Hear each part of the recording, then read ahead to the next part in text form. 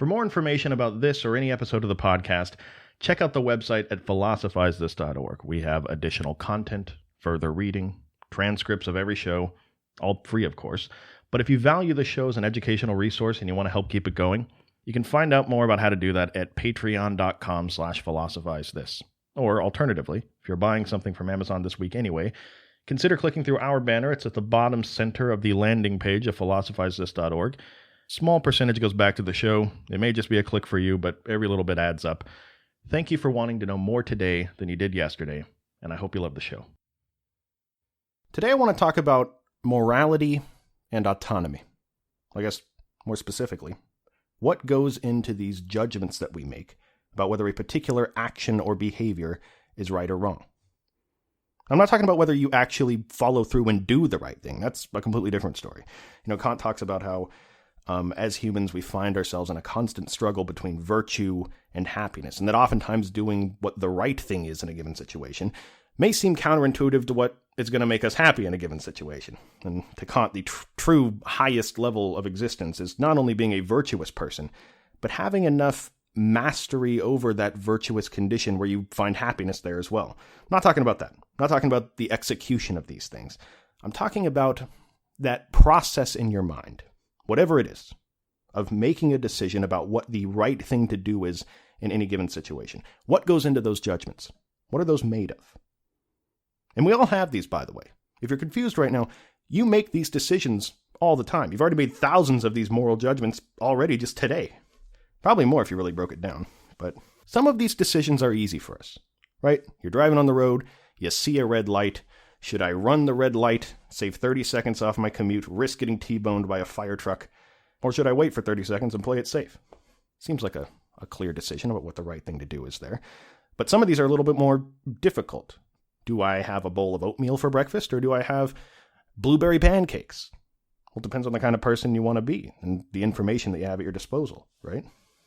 Some of these decisions can be downright agonizing, painful.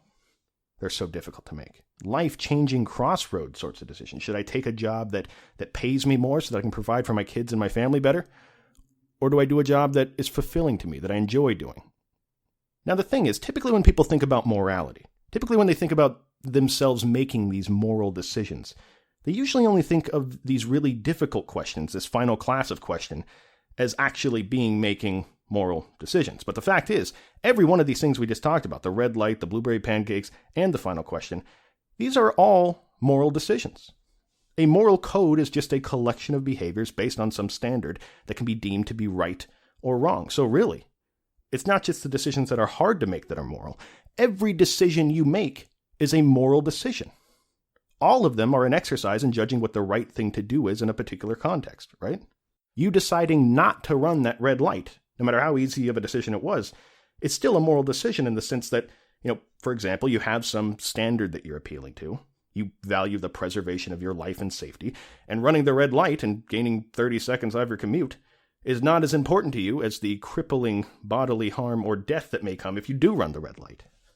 You have your own personal criteria for why that action is good or bad to you.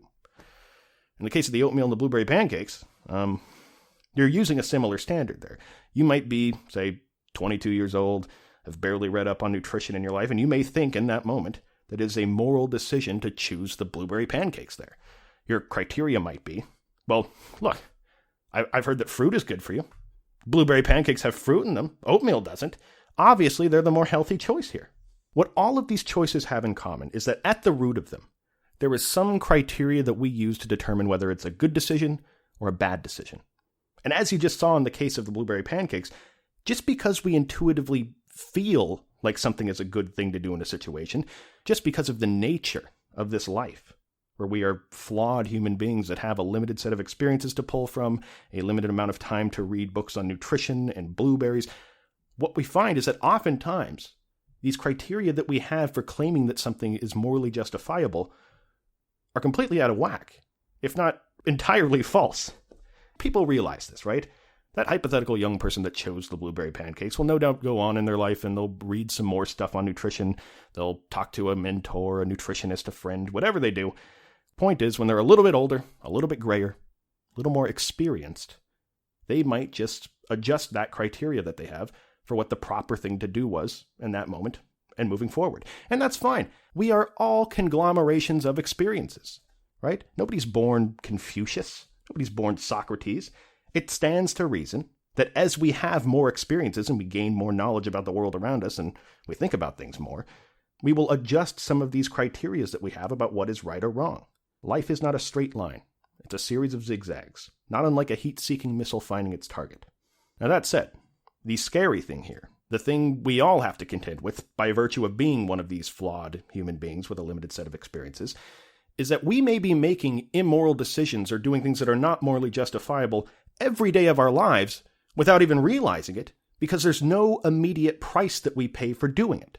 And what I mean by that is that if you made the immoral decision of running the red light, for instance, there is a very real, tangible cost to making that decision, right? Maybe you'll get away with it 1 time, 5 times, 10 times, but eventually the criteria for why that was an immoral decision for you, it's going to rear its ugly head as you're, eating nothing but chocolate milkshakes for the next 6 to 8 weeks. There is an immediate cost that you pay, right? Well, in the case of the blueberry pancakes, it's not that obvious. That young person that thinks that fruit is good for you, so therefore blueberry pancakes are better than oatmeal, if they weren't willing to take their criteria to task aggressively, question their assumptions, learn new information about nutrition, learn about oatmeal, they could seemingly, and we see people do this, they could seemingly go on their entire lives eating pancakes for breakfast, thinking that they are completely morally justified in doing so. The fuse that you light on that firecracker, the fuse on that decision, is much longer than running a red light's fuse. They may go their whole lives. They may not realize they've been making a big mistake until they're literally downing Bayer aspirin like it's M&Ms on their way to the hospital having a heart attack. Which brings me to the topic of discussion today. These criteria that we all have. They're slippery things. They change all the time, and they should change. Begs the question, how much accountability do we have to question the assumptions that we may be making and refine our thinking about why we deem some actions to be okay and some to not be okay? How much accountability? Now, when I was thinking about this episode and how to get people to relate to these criteria, I wanted to give a real-world example. And I wanted it to be something that literally 100% of people listening to this episode would have some criteria that they have to reference. So I chose what is no doubt an extremely controversial issue. It's not the easiest issue I could have done. But the question here today, the one we're going to be talking about, is it morally justifiable to kill animals for food? We see this in our culture all the time. Go to the supermarket, there's beef, there's chicken, there's duck, lamb, anything you want. Are we patronizing a cause that is inherently immoral? Not talking about factory farming. Even if you went out and hunted, is it morally justifiable to kill animals for food? Now, I want to say something right off the bat. I don't know what the answer to this question is, right? Just because I'm giving arguments as a podcaster refuting people's criteria does not mean that I think I somehow know the answer and that I'm pompously attacking how other people choose to behave. Really, I have no idea if there's an answer here, seriously. What I want to do is illustrate the games that we play in our heads, right? How easy it is to keep 2 sets of books when it comes to these moral criteria that we have. And I want to do it in an interesting context, so this conversation is a good one. Let's talk about the common arguments that people give when they try to justify why killing animals for food is an okay thing to do. Firstly, maybe a good place to start is to make it clear that we're not just talking about whether it's right or wrong to kill animals at all. We're talking about killing animals to meet our caloric needs. I don't think there's many people out there that would make the claim that it's never the right thing to kill an animal, or that there are 0 situations where you're not morally accountable for killing an animal. For example, if somebody's driving a backhoe on a construction site, right, and they accidentally, unbeknownst to them, run over a rat that was living under the house, not many people are going to say that that person is morally reprehensible or even culpable for that killing. It was an accident, right? Euthanasia is another example. If an animal is in abject, extreme suffering, if it's at the vet, it's dying, not many people are against the idea of killing that animal out of mercy, just so it doesn't have to suffer anymore. Some people would say that killing an animal in self-defense is okay. Animals attacking you, if you have the ability to save yourself, most people would say that if it was the only thing that you could do, then it's fine. The point of this is that we're not talking about the killing of animals. It's the killing of animals in the context of using them as food or other things that are useful to us. Let's start with a very basic one, and then we'll work our way up, right? We'll sort of crescendo up to the more complex criterias that people have for this stuff. This is a pretty common one in my experience. Why do you think it's okay to eat meat? Because it tastes so darn good. There is nothing in this whole world that's better than a juicy, flame-broiled double cheeseburger with bacon served up hot on a poppy seed bun. Woo-wee! Dang, that's good. It's impossible. Nothing that was so ethically wrong could ever be so delicious. So again, we're starting with the simple arguments here. But what this person's doing here is saying that the criteria for what makes something ethically sound or not is how pleasing it is to my taste buds. How pleasing it is to my senses makes it morally justifiable.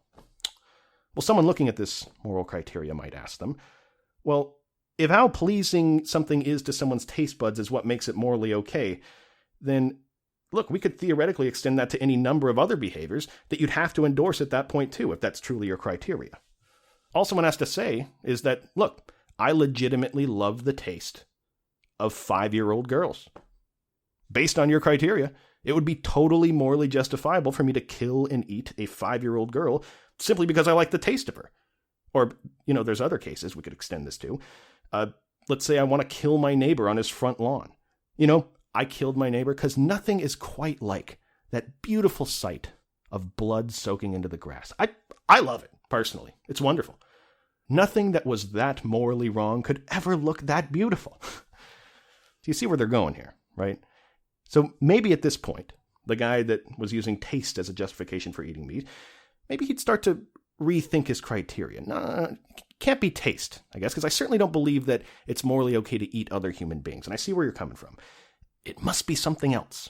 It has to be. Another argument he might use. How about the human jaw and the human teeth? How do you explain that? Smart guy? Huh?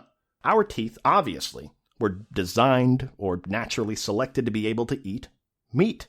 We are bipedal creatures that were imbued by the universe with the capability to eat meat. Why do we have that if we're not supposed to be doing it? That's got to count for something, right? Why would it be wrong if we are biologically capable of doing it? Such is the order of nature, right? Life eats life, and we were bestowed with the ability to rip flesh from bone. So this is a slightly more advanced argument. It's morally okay to eat meat because we are biologically capable of doing so.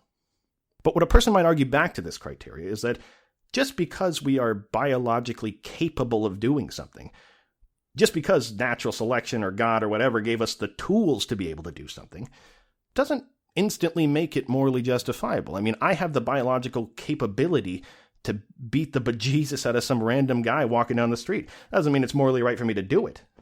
I was imbued by nature with a gift. The gift of biologically being capable of defecating on someone when they're asleep. It doesn't mean I should be doing it, or that it's not morally reprehensible. I'm going to go out on a limb and say that most people would probably have a very strong aversion to that activity. So this person, hearing that argument, looking at their criteria, might adjust it further, right? Okay, so it's not the taste, it's not that I biologically can do the thing. It's the useful nutritional properties of the meat that I love. Meat is an abundant source of protein. From a nutritional standpoint, I need the protein that I get from meat, and that makes eating meat morally justifiable. Again, another layer of complexity here, right? Someone dissecting this criteria might say that if it truly is just from a nutritional standpoint, like you're saying, that you decide that something is okay or not, then your argument really leaves no room for someone that wants to eat humans. I mean, based on this criteria, all someone would have to say to justify it is that they want to get their nutritional benefits and protein intake from human flesh. After all, what makes something morally okay to you is just that the meat that we're eating is conferring nutritional and protein-packed benefits onto me. Human flesh does that too, so I guess it's okay. Not to mention the fact that this person might also argue that, yes, you may need protein, not arguing that, but getting it from animals in the 21st century is just not necessary anymore. Fact is, we have other foods that will give you high levels of protein that don't involve taking the life of another sentient being. Beans, nuts, eggs, whole grains, synthesized protein. These are all ways to get that same protein intake without taking the life of something else. All right. So maybe this conversation's a little more complex than I let on about. Maybe it's not the taste or our biology or the nutritional benefits. The real reason it's okay to eat meat is because we are just higher up on the food chain than all these other animals. nature, evolution, God, whatever you call the organizing, life-sustaining aspect of nature, whatever it was, gave human beings certain advantages. Advantages that every other species of animal do not have. We have bigger brains. We can coordinate.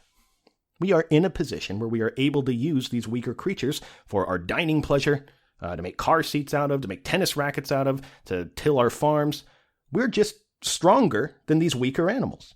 And in nature, I'm sorry, but that's how it goes. The smaller fish always gets eaten by the bigger fish. Only the strong survive, and we're the stronger creature. Therefore, it's okay. So the criteria they're using here is an oldie but a goodie. It's the classic might makes right principle. That whether something is right or wrong is determined by what the stronger or more powerful thing is. We have abilities they don't. They are weaker creatures placed beneath us on this natural hierarchy. So because we're stronger than them, that makes it okay for us to impose our will. It's just how nature was set up. Well, someone looking at this criteria might say that if that is true, think of how horrible the world might look. Think of all the horrible things that your moral criteria justifies, if it truly is as simple as might makes right. What, just because I'm stronger than an elderly man or a child or a terminally ill person, that thereby gives me carte blanche to kill them, eat them, skin them, and wear them around on my feet every day? Not to mention that implies that anyone that can impose their will on you, like an emperor, riding around the city in a chariot, they have the right to just do anything to you, and then deem it to be morally justifiable after the fact, simply because they were stronger than you in some way. Imagine the biggest guy at the gym, eating, killing, enslaving people. But he's not wrong. He's the moral authority because he's the strongest. On a larger scale, should a government be able to do that? Just because they have the most powerful military in the world, should they be able to shoot cruise missiles wantonly because you have some black liquid that they want in the ground? Now, I want to refocus this for a second. What we should be taking from all these arguments is that most of the criteria that we've already talked about for what makes eating meat morally justifiable start to run into problems because they also make it morally justifiable for us to do terrible things to human beings or children or sick people, which I'm assuming nobody out there is a fan of. I'm hoping. But come on, guys, you know me. You know your boy, Stephen West. Look, I fully realize that these arguments don't just end once somebody points out these flaws in the criteria. In fact, it's actually the opposite. It's usually once you point these things out that the real conversation begins. And probably the most common, one that most people are thinking about right now listening to this, one of the most common rabbit holes that these arguments go down at this point is, when the person says, I love the taste of meat, therefore it's okay to do. And the other person replies, well, what if I love the taste of humans? The other person says, no, hold on. Humans are different. They make the claim that it's not a faulty criteria, that humans, by nature, are different somehow from the rest of the animals in the animal kingdom. And they use all kinds of different arguments to try to make this claim. They might say, humans have a special status to me, above all the other animals. See, I believe in eating every other animal in the world, but not humans. Not only do we have a much more rich, vibrant experience of the world than a cow or a chicken, we're all on the same team, right? This is the survival of the species we're talking about. Team cow and team chicken, they're losing the football game right now. I can't do this stuff to people on my team, but I can do it to the opposing team. This is a really interesting and tough position to take, I think. It's given me, accelerated gray hairs. Luckily, I don't have them yet. But what these people are arguing with this criteria is that any hierarchy within the human species based on size or ability or anything like that is baseless. And they point to what they think is a more legitimate hierarchy, one that they have identified as obviously created by nature. We as humans have a certain rank assigned by nature. We're on Team Human. And to kill any creature of our own rank or higher is wrong. Killing everything else, using it however you want, is completely okay. Well, aside from the really interesting tangent based on this, that if imagine if an alien species came to planet Earth and they obviously, to us, had a richer, more vibrant experience of the world than we do. And let's say they wanted to pluck us out one by one and harvest us with a giant claw and use us as food. We might dislike it. We might try to fight against it. But based on the standard that we've already propagated, we could never say that they were morally wrong for doing it. But that's neither here nor there. The point of this is that the person that's using this criteria has a pretty giant task ahead of them in justifying why this hierarchy doesn't extend to human beings as well, and that we're all on one big team that can never kill or use each other at all, regardless of size, ability, or intellect. We're on Team Human, and you can mess with Team Cow or Team Chicken, but you never do anything that would kill someone on Team Human. Now, the reason this is a hard position to defend is that the onus is on them here. The onus is on the person using this criteria to explain why, although there is clearly a hierarchy that extends across every being in nature to them, why that hierarchy magically ends where the human species begins and ends. As though we're not all points on an evolutionary continuum that are constantly changing. It begs the question, do these people really believe that we are morally forbidden from killing or eating anyone from our team, no matter what the circumstances are? I mean, wouldn't all these people agree that there are certain circumstances where killing or using other people would be morally acceptable? For example, if someone's trying to kill you, right, is it okay to kill them in self-defense? Is it okay to kill one person to prevent the deaths of millions? Is it okay to kill somebody that's infected with the T virus to prevent a zombie apocalypse? Is it okay to pull the plug of life support on someone who's in horrible pain every day of their life? Well, if you agree with any of these, and there's tons more, then it seems like we've already created a hierarchy that exists within the human species. How can they really say that this hierarchy exists when it comes to the abilities from species to species, but somehow magically ends when it comes to the abilities of different humans? Now, what somebody looking at this criteria might say is that what they're really doing here is playing a clever argument shell game. What they're doing is they're arguing the might makes right argument, but they're doing it a little more covertly. They're doing it via a third party. What someone using this criteria would say to you is that, no, I'm not. It's not that might makes right. It's that nature makes right. And it has granted our species, lucky for us, a myriad of abilities that make us stronger and more capable of subjugating other species. Look, man, it's unfortunate. Look, I don't want to kill cows and stuff. I'm not sadistic. My hands are tied here. Your problem is with nature, not with me. Nature's the one that decided this was going to happen. They're essentially throwing out all moral responsibility by pretending to know somehow that nature has ordered the world in such a way to make humans superior to other animals. And look, don't blame me.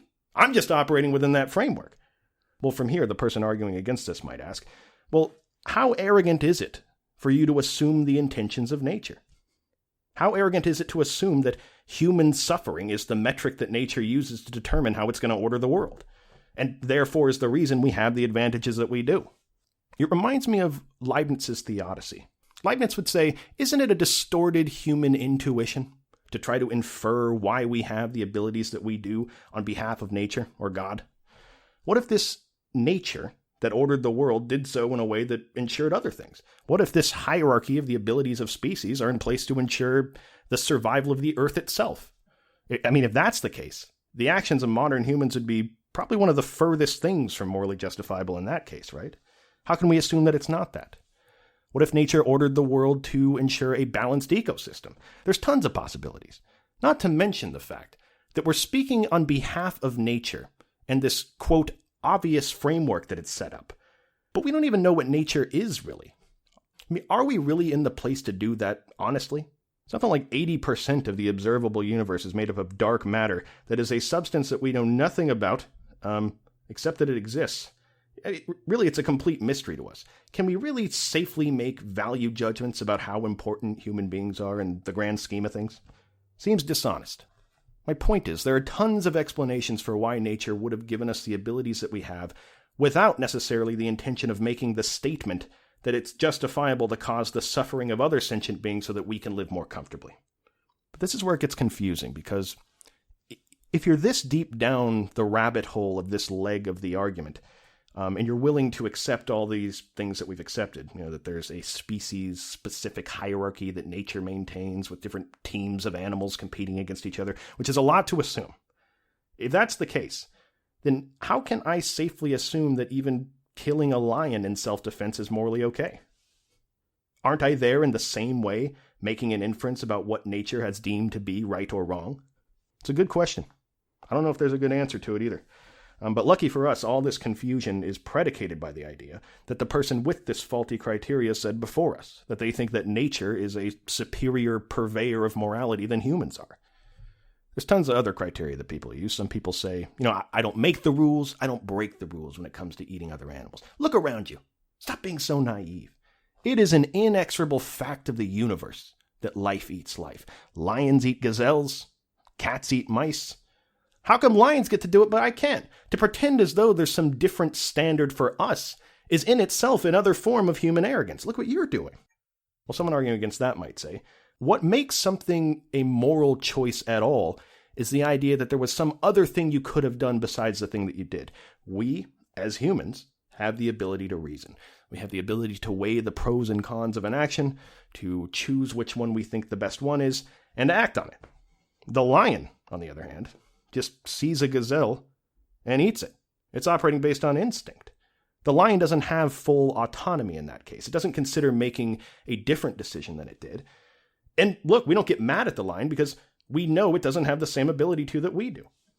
Simply the fact that we have the capability to choose an alternative course of action makes us morally culpable. By the way, a pretty interesting extension of this argument, I think, is when the person that is arguing in the favor of eating meat and against the person that's saying they don't have a justification for it, is by asking them to explain why it's okay to eat plants. Okay, I can't eat animals. Why can you eat plants? Why is that okay? Plants are alive, right? It seems to me that one of our goals here in this conversation is the preservation of life. Why is it okay to eat plants then? And they might argue back, well, plants aren't sentient life forms. The true goal here is the preservation of sentient life and the limitation of unnecessary suffering. To which the other person might argue, who are you to construct a hierarchy that sentient life is somehow more valuable than plant or bacterial life? And if the goal of all this is to limit the suffering of sentient beings, what if we kill the animals we eat in a way that ensures they never feel any pain or fear or anything for that matter? Also, how can you possibly say with confidence that you know a plant doesn't feel anything when it dies? Now, these are all really interesting sub-discussions, but let's not forget about the true purpose of this episode. And that is to take a look at one issue that most people probably don't put that much thought into why they have the moral criteria as they do, and to see how even on an issue that feels this intuitive, this obvious, there are dozens, if not hundreds of different mistakes in thinking that people might assent to. Isn't it interesting how easy it is to have a faulty criteria for why it's morally okay to do something if there's no immediate price that we pay for doing the thing that's unjustifiable? You can live your entire life doing something morally unjustifiable, and you never pay a price for that transgression, so you never are incentivized to change it. Think about it. Eating meat is not at all like running the red light on your way to work. Even if we could prove once and for all that eating meat is morally wrong, pretty much everyone who does it today is never going to pay a price for that moral transgression in any way during their lifetimes. Most likely they will die, having eaten meat their entire lives. No problems. Generations will pass. And in this hypothetical world where we collectively arrive at the fact that it was morally wrong, they wouldn't have to answer for what they did. They'd just be looked at by future generations as people that were from another time doing something morally reprehensible that we later found was wrong. The same way we look at people in the 1700s that owned slaves. Think of the power of these criteria that we use. I genuinely don't know what the right answer is on either side of this question, or if there even is a right answer. I mean, honestly, when I get too tired of thinking about it, I pull out my crucifix and I say, look, right here. God conferred onto Adam dominion over all the animals of the earth. He said it right there. Checkmate. That one always works. That said, I truly wish this episode could be longer, but to be completely honest with you, the pizza guy just got here, and my meat lover's pizza is getting cold on the counter. Thank you for listening. I'll talk to you next time.